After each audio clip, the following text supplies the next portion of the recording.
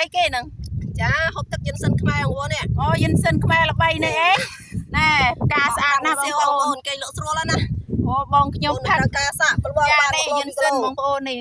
មានដើមទូចដើមបងប្អូនអត់មានកក់ទេខ្ញុំហូបទាំងឆៅហូបទាំងស្រស់ហូបទាំង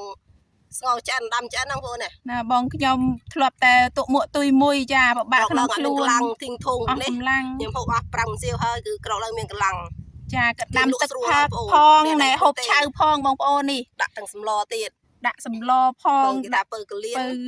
ហើយពៅកម្លាំងជំនួយគេនិយាយថាជំនួយសុខភាពជំនួយសុខភាពបងប្អូនផ្លូវភេទផងអីផងចាតាមរយៈចាស់បងប្អូនចាស់ប្រាប់ផង YouTube ផងចាគេដឹងហើយឃើញធ្វើវីដេអូបង្ហាញពាក់ព័ន្ធមួយយិនសិន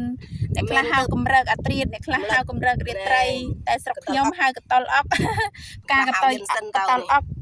ជាទូទៅគេហៅយិនសិនខ្មែរមានឥឡូវទេបងប្អូនគឺមានយូរហើយប៉ុន្តែខុសថាយើងមិនដឹងយើងអត់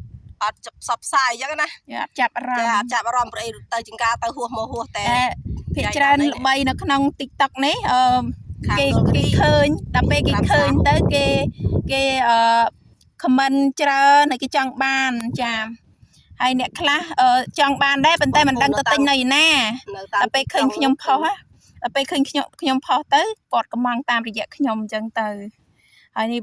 បងខ្ញុំហើយខ្ញុំផ្ទាល់បងប្អូនម៉ែឪនេះហូបបងប្អូនគឺមែនទេចាហូបហើយមានកម្លាំងហើយឈឺស្លាក់ដៃស្លាក់ជើងជំនួយបានច្រើននិយាយទៅមានកម្លាំងហ្មងពៅសុខភាព